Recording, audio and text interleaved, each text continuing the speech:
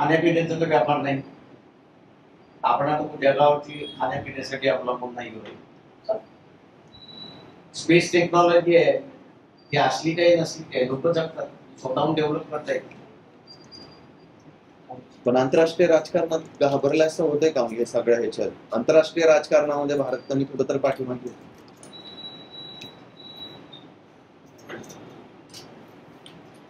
आमचं सगळं म्हणणं असं आहे की इथे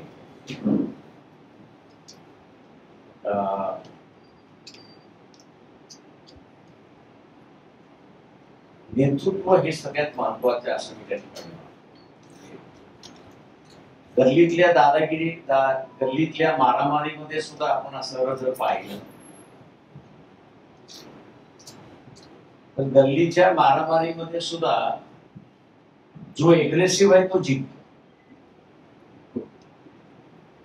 आणि जो एग्रेसिव्ह राहत नाही त्याला आपण काय म्हणतो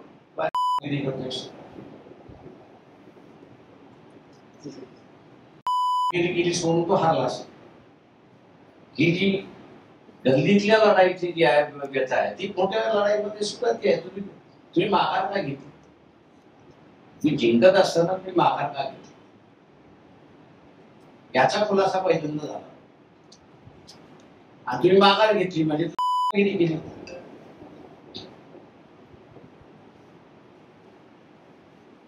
तुम्हाला भेटणार कशासाठी गेली म्हणून भेटायचं काय झालं?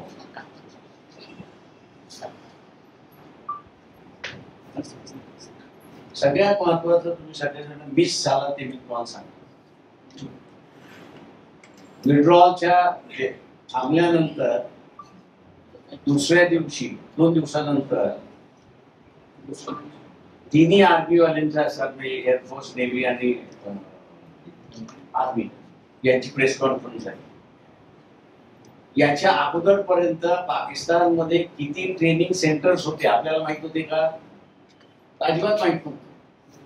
त्यांनी पहिल्यांदा डिस्क्लोज केलं की 91 ट्रेनिंग सेंटर्स आहेत आणि त्या 91 पैकी फक्त 9 आम्ही उडवू शकलेलो आहोत या 2 दिवसामध्ये.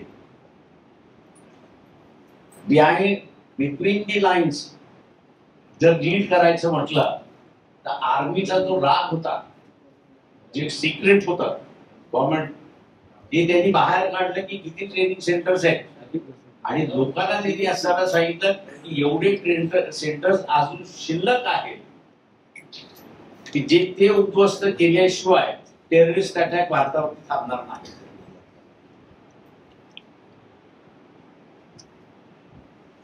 तेव्हा राजकीय पक्षाचे जेवढे नेते आहेत त्यांनी मला वाटतं या इश्यूवरती